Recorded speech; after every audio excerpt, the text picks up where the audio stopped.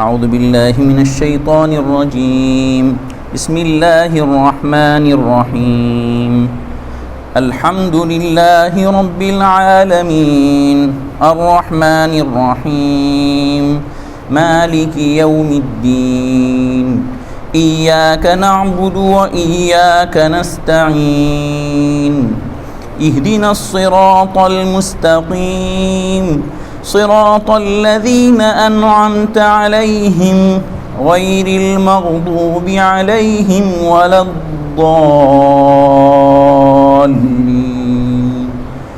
آمين بسم الله الرحمن الرحيم الحمد لله رب العالمين وصلى الله على النبي الكريم وعلى آله وصحبه أجمعين أما بعد سورة الفاتحہ کی آیات کا سلسلہ چل رہا ہے جس میں ابتدائی آیات پر روشنی ڈالی گئی۔ ان آیات میں اللہ سبحانہ و تعالی نے اپنا تعارف کرایا ہے، اپنی صفات شمار فرمائی ہیں تاکہ بندے کے ذہن میں یہ صفات ہر وقت مستحضر رہیں۔ اللہ تعالیٰ کی جو صفات یہاں بیان ہوئی ہیں اس میں اللہ تعالیٰ کی جلالی صفات بھی ہیں، جمالی صفات بھی ہیں۔ اللہ تعالیٰ کی رحمانیت بھی ہے، اللہ تعالیٰ کی ربوبیت بھی ہے، اللہ تعالیٰ کی الوہیت بھی ہے۔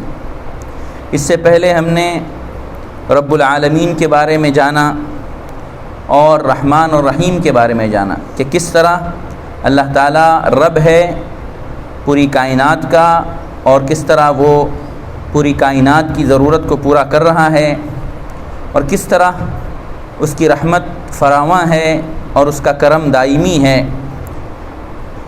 آج ہم جانتے ہیں مالک یوم الدین کسے کہتے ہیں۔ مالک یوم الدین کا ترجمہ یہ ہے کہ جو مالک ہے روز جزا کا، انصاف کے دن کا جو مالک ہے۔ اللہ تعالیٰ نے یہاں پر دو باتیں ارشاد فرمائیں۔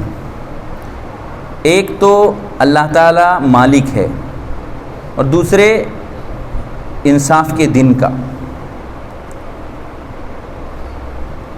اللہ تعالیٰ نے اپنے مالک ہونے کا اعلان کیا۔ اللہ تعالیٰ آج بھی مالک ہے، کل بھی مالک تھا اور آئندہ بھی مالک ہے۔ مالک کے معنی کیا ہیں؟ مالک کے معنی یہ ہیں تمام اختیارات اس کے قبضے میں ہیں، تمام اختیارات اس کے ہاتھ میں ہیں۔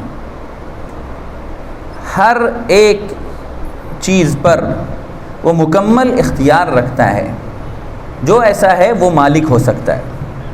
ظاہر ہے کہ اگر ہم غور کریں پوری کائنات پر تو پوری کائنات میں اللہ تعالیٰ کی اس صفت میں کوئی دوسرا شریک نہیں ہے۔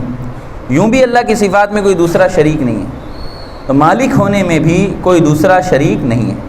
کوئی بڑا سے بڑا آدمی ہو لیکن وہ جواب دہ ہوتا ہے، کوئی حاکم بھی ہو تو بھی جواب دہ ہوتا ہے، وہ قانون کے سامنے جواب دہ ہوتا ہے، وہ انسانوں کے سامنے جواب دہ ہوتا ہے، لیکن تنہا اللہ کی ذات ایسی ہے جو مکمل اختیارات رکھتی ہے اور اللہ تعالیٰ کے ساتھ اس کے اختیار میں تصرف میں کوئی دوسرا اس کے ساتھ شریک نہیں ہے۔ اللہ تعالیٰ نے قیامت کے دن ہی کا تذکرہ کیوں کیا؟ اللہ آج بھی مالک ہے مکمل، آج بھی مختار کل ہے اور کل بھی تھا، ازل سے ہے، لیکن خاص طور پر قیامت کے دن کا تذکرہ اس لیے کیا گیا کہ بعض اوقات انسان زوم میں آ جاتا ہے، اپنی طاقت کے بلبوتے پر اس کو گھمنڈ ہو جاتا ہے اور وہ اپنے کو مختار کل سمجھ بیٹھتا ہے۔ اپنے وقت کا فرعون جو ہوتا ہے اور حاکم جو ہوتا ہے یا کوئی بھی اپنے اپنے دائرے میں اپنے کو مکمل اختیارات کا حامل سمجھتا ہے۔ تو کل قیامت کا جب دن ہوگا اس موقع پر کوئی اپنے کو مختار کل نہیں سمجھ پائے گا، کوئی اپنے کو مکمل اختیارات والا نہیں سمجھ پائے گا۔ اس وقت جب پوری کائنات کو فنا کے گھاٹ اتار دیا جائے گا، اللہ تعالیٰ کا اعلان ہوگا کبریائی کے ساتھ، بڑائی کے ساتھ۔ اللہ تعالیٰ اعلان فرمائے گا لمن الملک اليوم للہ الواحد القہار، کہ آج بتاؤ کس کی بادشاہت ہے۔ دنیا میں بھی بادشاہت اللہ ہی کی تھی، لیکن دنیا میں انسان سمجھتا تھا کہ میں کچھ ہوں، میں کچھ نہ کچھ ہوں، تو آخرت میں کوئی کچھ نہیں سمجھ پائے گا۔ تمام اختیارات کا حق اور تمام کائنات پر تصرف کا حق آج بھی اللہ کو ہے، لیکن کل قیامت کے دن پوری طرح کھل کر یہ بات سامنے آئے گی، اس لیے مالک یوم الدین کا خاص طور پر ذکر کیا گیا۔ دوسری بات یہ کہ قیامت کے دن کا ذکر، یہاں پر قیامت کے دن کو یاد دلایا گیا۔ اللہ تعالیٰ کی ملکیت اور اللہ تعالیٰ کی حکومت اور اللہ کی سلطنت اور بادشاہت اور مکمل اختیارات قیامت کے دن جو اللہ کو حاصل ہوں گے، آج بھی حاصل ہیں، لیکن قیامت کے دن پوری طرح سے کھل کر جو بات سامنے آئے گی ہر ایک کو سمجھ میں آ جائے گا۔ تو اس موقع پر خاص طور پر اس دن کا، قیامت کے دن کا ذکر کیوں کیا جا رہا ہے؟ تو اس کا جواب یہ ہے کہ قرآن کریم نے اپنی پہلی صورت میں ہی جو قرآن کی ترتیب رکھی گئی ہے اس میں سورہ فاتحہ، اور جس کا ورد کیا جاتا ہے اور جس کو بار بار پڑھا جاتا ہے، اس لیے سورہ فاتحہ کو مثانی بھی کہا جاتا ہے، یعنی بار بار پڑھی جانے والی صورت۔ تو اس میں اللہ تعالیٰ کی جن صفات کا تذکرہ کیا گیا ہے، ربوبیت کا، الوہیت کا، رحمانیت کا، رحیمیت کا، ان سب صفات کے ساتھ ساتھ اللہ تعالیٰ کی ملوکیت کا بھی تذکرہ ہے، اللہ تعالیٰ کے حاکم مطلق ہونے کا بھی ذکر ہے۔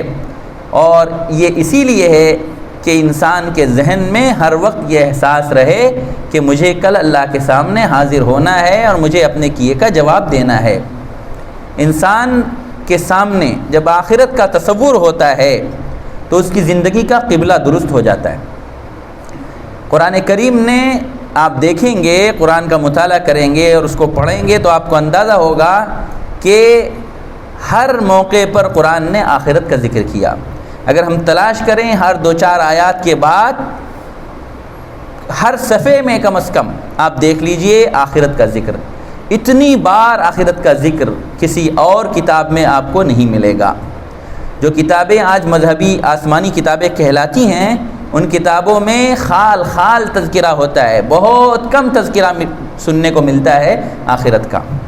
اور یقیناً اپنے وقت میں وہ کتابیں رہی ہوں گی آسمانی، لیکن اس میں تحریف کی گئی، یہودیوں نے تحریف کی، عیسائیوں نے تحریف کی، تو انہوں نے تحریف کر ڈالی اور دنیا داری ان کے اندر آ گئی، آخرت کا تصور باقی نہیں رہا۔ اس لیے ہر موقع پر قرآن نے یاد دلایا آخرت کو، اور ان کے کفر کا اصل سبب بھی یہ قرآن نے بتایا کہ آخرت کو بھلائے بیٹھے ہیں، آخرت کو بھول گئے۔ اس لیے قرآن ہمارے اندر آخرت کے احساس کو بیدار کرنا چاہتا ہے۔ قرآن اپنے پڑھنے والے میں آخرت کے احساس کو بیدار کرنا چاہتا ہے۔ ہر چیز میں ہم آخرت کو سوچیں، آخرت کا فائدہ مد نظر رکھیں، آخرت کی جواب دہی کا احساس اپنے اندر رکھیں۔ تو اس لیے یہاں پر خاص طور پر اس پر زور دیا جا رہا ہے کہ اللہ جو کہ مالک ہے روز جزا کا، اور روز جزا میں جب ہم کہتے ہیں یوم الدین، دین کے معنی ہیں انصاف کے، دین کے معنی دان یدینو، یعنی جیسی کرنی ویسی بھرنی کہتے ہیں نا، جو آدمی جیسے کرتا ہے ویسے ہی بھرتا ہے، تو عربی میں کہا جاتا ہے کما تدینو تدان، جس طرح تم نے سلوک کیا ویسے ہی ملے گا، یعنی انصاف ہوگا۔ دین میں بھی انصاف کیا گیا ہے، دین میں بھی جو احکامات ہمیں دیے گئے ہیں وہ انصاف پر مبنی ہیں، عدل پر مبنی ہیں، اور کل کو قیامت میں جو وہاں معاملہ ہوگا وہ بھی انصاف پر مبنی ہوگا۔ انصاف کے معنی کیا ہیں؟ انصاف کے معنی یہ ہیں کہ آپ نے جو کیا ہے اس کا بدلہ ملنا ہے، اچھا کیا ہے تو اچھا، برا کیا ہے تو برا، ان خیرن فخیر و ان شرن فشر۔ ہم روز جزا کہیں گے تو پوری طرح بات ادا نہیں ہوتی، روز جزا و سزا کہنا پڑے گا۔ اسی لیے ہمارے پرانے مترجمین نے یہاں ترجمہ کیا انصاف کے دن کا مالک۔ تو اس دن جو کچھ بھی ہوگا وہ انسان کے عمل کا بدلہ دیا جائے گا، اور ایسا نہیں ہوگا کہ دنیا میں کوئی عمل اچھا کیا ہو اور وہاں آخرت میں ہمارے اکاؤنٹ میں لکھنے سے رہ جائے اور ریوائز اسٹیٹمنٹ دے دیا جائے، ایسا نہیں ہوگا۔ اور ایسا بھی نہیں کہ دنیا میں کوئی برا عمل، کوئی جو ہے کوئی کسی دوسرے کا عمل چڑھ جائے، جیسے آج دنیا میں ہوتا ہے کمپنیز کے انوائس میں غلط انوائس ہو جاتا ہے، غلط انوائسنگ ہو جاتی ہے، کسی اور کی جو ہے کسی اور کا بل ہمارے اکاؤنٹ میں چڑھ جاتا ہے، ایسا بھی نہیں ہوگا۔ انسان نے جو کیا ہے وہ بھرے گا۔ اسی لیے حدیث شریف میں دنیا کو کھیتی کہا گیا، قرآن میں بھی کہا گیا من کان یرید حرث الآخرۃ نزد له فی حرثہ ومن کان یرید حرث الدنیا نؤتیہ منہا۔ جو آخرت کی کھیتی کا طلبگار ہوگا ہم اس کی کھیتی میں ترقی دیں گے، اور جو دنیا کی کھیتی کا طلبگار بنے گا ہم دنیا میں سے کچھ دے دیں گے لیکن آخرت میں اس کو کوئی حصہ نہیں ہوگا۔ تو یہ کھیتی ہے، کھیتی میں جو بونا ہے وہی کاٹنا ہے۔ انسان کچھ اور بوئے، بیج کوئی اور ڈالے اور چاہے اس پر کوئی اور چیز آئے، ایسا نہیں ہو سکتا۔ انسان نے دنیا میں جو کچھ کیا ہے وہی ملے گا آخرت میں، کیونکہ کھیتی میں جو چیز بوئی جاتی ہے، جو بیج لگایا جاتا ہے، وہی پھل آ جاتا ہے سامنے۔ کھیتی سے تشبیہ دینے میں بہت ساری حکمتیں بھی ہیں۔ کھیتی میں جو کھیتی کرنے والے لوگ ہیں وہ جانتے ہیں کھیتی میں کیا ہوتا ہے۔ کھیتی میں بیج ڈالا جاتا ہے، پھر پھل کی امید لگائی جاتی ہے۔ کب؟ جب اچھی طرح محنت کی جاتی ہے۔ کھیتی میں بیج ڈالنے کے بعد خاموش نہیں بیٹھنا ہے، خوب سے خوب اس میں محنت کرنی پڑتی ہے۔ جو حضرات کھیتی باڑی کرتے ہیں، باغبانی کرتے ہیں، وہ جانتے ہیں کہ کس طرح محنت کرنی پڑتی ہے، رات دن محنت کرنی پڑتی ہے اور مستقل محنت کرنی پڑتی ہے، تب جا کر کے امید ہوتی ہے کہ اچھا پھل نکلے گا۔ تو یہاں پہ بھی خوب محنت کرنی پڑے گی۔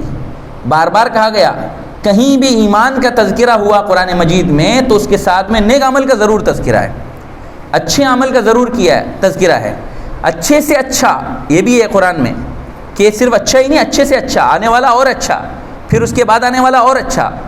ہمارا حال دنیا کے معاملے میں تو یہ ہوتا ہے، لیکن دین کے معاملے میں، آخرت کے معاملے میں ہم پیچھے چلے جاتے ہیں۔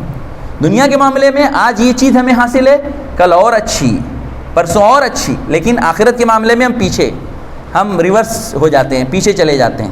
تو یہ ہمارے لیے خطرے کی گھنٹی ہے۔ تو قرآن نے جہاں پہ ایمان کا تذکرہ کیا ہے وہاں پہ اعمال صالحہ کی محنت کا ضرور تذکرہ ہے اور بار بار تذکرہ ہے۔ کہیں بھی ایسا نہیں ہے کہ صرف ایمان کا تذکرہ موجود ہو، عمل صالح کا تذکرہ نہ موجود ہو۔ تو ایک بات تو یہ معلوم ہوئی کھیتی کہنے میں کہ ہمیں محنت کرنی پڑے گی، مسلسل محنت کرنی پڑے گی، مرتے دم تک محنت کرنی پڑے گی۔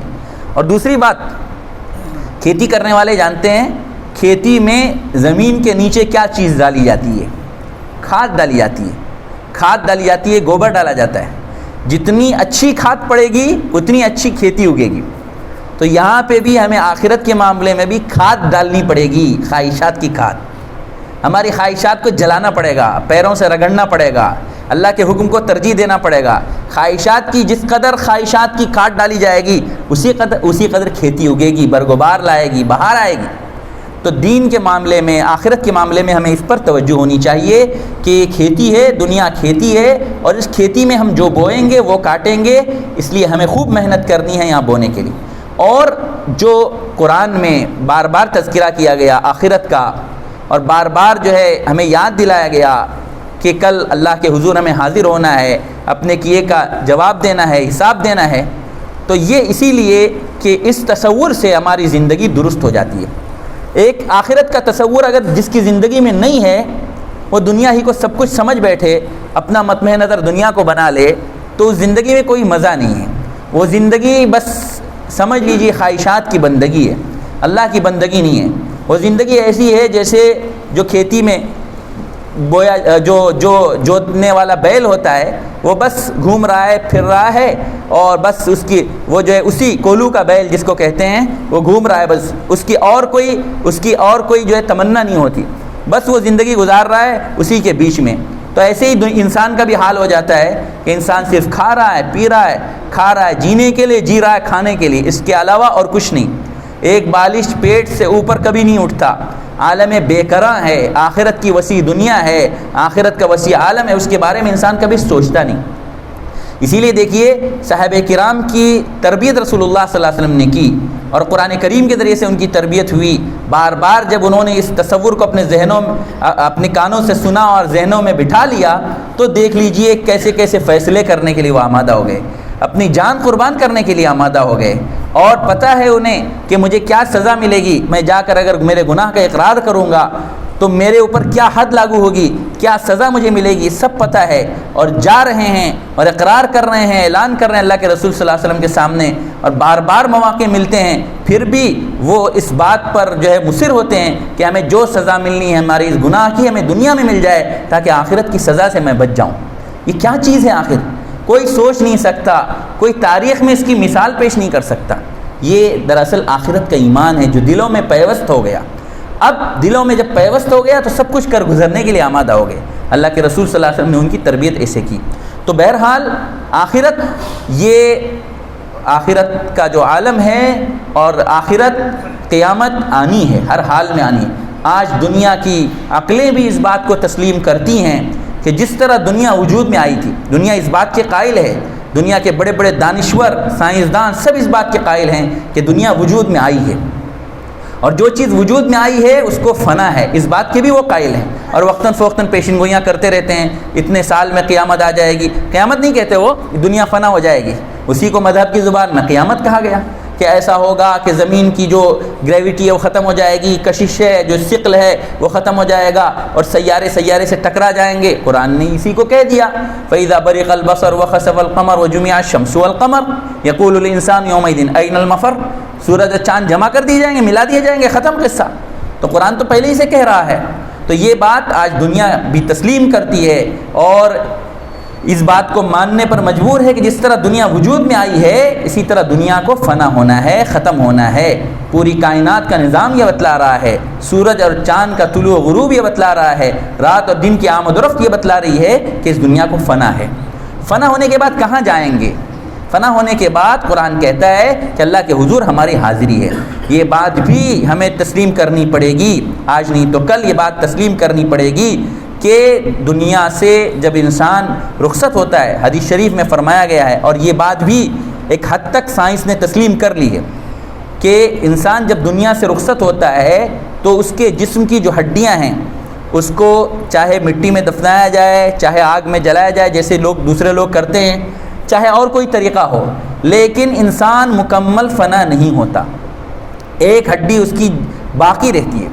حدیث شریف میں فرمایا گیا کہ انسان کے جسم کو مٹی کھاتی ہے اور اس کو تحلیل کر دیتی ہے اور اس کو فنا کر دیتی ہے، سوائے ایک ہڈی کے، پیٹھ کے نیچے کی ہڈی جس کو دمچی کی ہڈی کہا جاتا ہے، وہ ہڈی اسی سے انسان کی پیدائش ہوئی، اسی سے اس کے جسم کو جوڑا گیا، اور کل قیامت میں بھی اسی سے جوڑا جائے گا۔ آج یہ سائنس کو بھی یہ بات تسلیم ہے کہ انسان مکمل فنا نہیں ہوتا، اور یہ بات قرآن نے بالکل لاجیکل کہی ہے، معقول انداز میں کہی ہے، منطقی بات ہے، اور عقل سلیم اگر ہے انسان کے پاس تو اس کو تسلیم ہے یہ بات کہ ایک مرتبہ جسم سے جب روح کا کنیکشن جڑ گیا، ایک مرتبہ جب جسم سے روح کا اتصال ہو گیا، جب جسم میں روح دوڑ گئی، تو عقل اس بات کو یقیناً تسلیم کرتی ہے کہ دوبارہ جڑنا کیا مشکل ہے۔ جب ہم نے اس بات کو تسلیم کر لیا کہ ہم پیدا کیے گئے ہیں، اور ظاہر ہے اللہ نے ہمیں پیدا کیا ہے، ہر ایک یہ بات تسلیم کرتا ہے، اور جو تسلیم نہیں کرتا پہلے اس کی عقل کا علاج کرنا پڑے گا، اس کو سمجھانا پڑے گا کہ کوئی چیز خود سے وجود میں نہیں آتی، اس کو پہلے سمجھانا پڑے گا، اس بات کا قائل کرنا پڑے گا۔ مشرکین بھی اس بات کو تسلیم کرتے تھے کہ اللہ نے پیدا کیا۔ بہرحال آج کے مشرکین بھی کسی ایک طاقت کے قائل ہیں کہ کسی ایک نے پیدا کیا، اس کو جو نام دیتے ہوں، لیکن بہرحال اللہ تعالیٰ نے پیدا کیا۔ تو اللہ نے جب پیدا کیا تو اللہ تعالیٰ پوچھتا ہے کیا پہلی مرتبہ پیدا کر کے ہم تھک گئے کیا کہ تم شک کر رہے ہو دوبارہ پیدا کرنے کے سلسلے میں؟ تمہارے اپنی عقل کے اعتبار سے سوچو اور بتاؤ، پہلی مرتبہ پیدا کرنا مشکل ہے یا دوسری مرتبہ پیدا کرنا مشکل ہے؟ وَهُوَ الَّذِي يَبْدَأُ الْخَلْقَ ثُمَّ يُعِيدُهُ وَهُوَ أَهْوَنُ عَلَيْهِ، دوسری مرتبہ پیدا کرنا اس کے لیے زیادہ آسان، اللہ کے لیے تو پہلے بھی آسان تھا۔ یہ آسان اور مشکل ہماری عقل کے اعتبار سے بتایا گیا ہے، اللہ کے لیے تو ہر چیز آسان ہے، پہلے بھی آسان بعد میں بھی آسان۔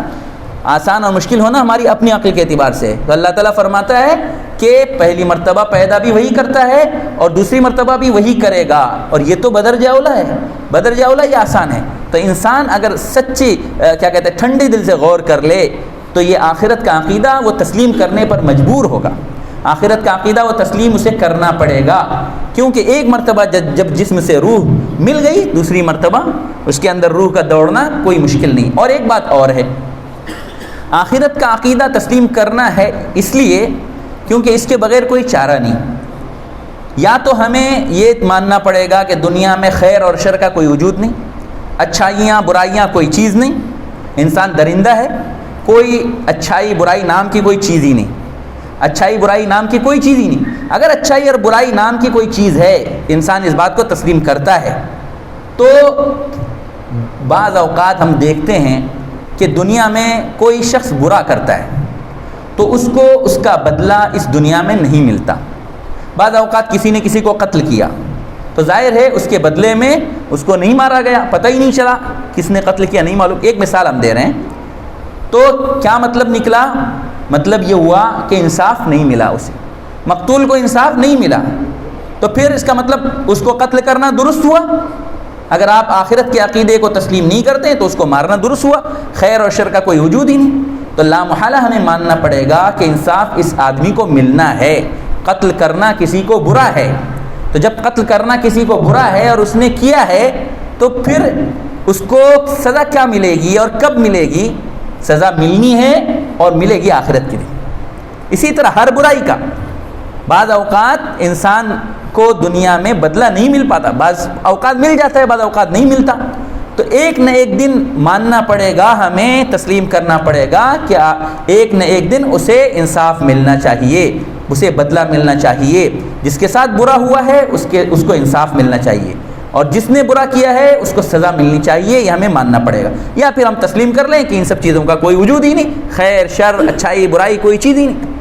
بات سمجھ میں آئی؟ اسی لیے رسول اللہ صلی اللہ علیہ وسلم نے اس پر زور دیتے ہوئے فرمایا کہ قیامت میں بھرپور بدلہ دیا جائے گا، یہاں تک کہ سمجھایا آپ نے، یہاں تک کہ بے سینگ والی بکری سے بھی بکری کو سینگ والی بکری نے اگر سینگ لگائی ہے تو کل کو قیامت کے دن بے سینگ والی بکری کو موقع دیا جائے گا اور سینگ والی بکری سے بدلہ لیا جائے گا۔